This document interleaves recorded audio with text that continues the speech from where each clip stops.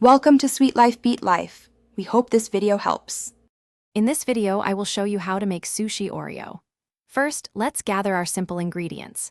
You'll need 1 package of classic Oreo cookies, about 4 ounces of softened cream cheese, and 1 tablespoon of melted butter. We'll also use some basic kitchen tools like plastic wrap, a rolling pin, and a sharp knife.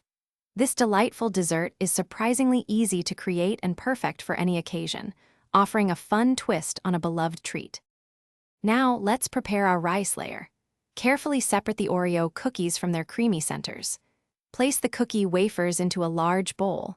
You can use a food processor to quickly turn them into fine crumbs, or place them in a Ziploc bag and crush them with a rolling pin. Once finely crushed, add 1 tablespoon of melted butter and mix until the crumbs are evenly moistened, resembling damp soil.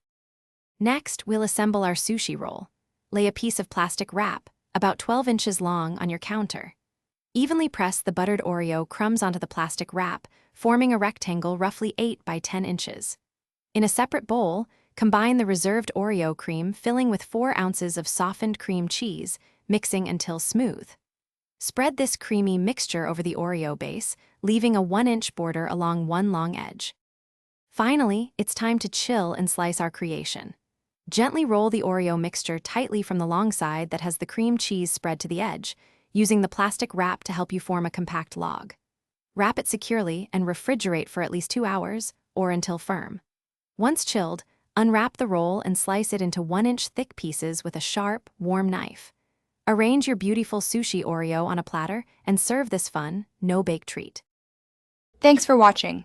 Consider subscribing if we helped you.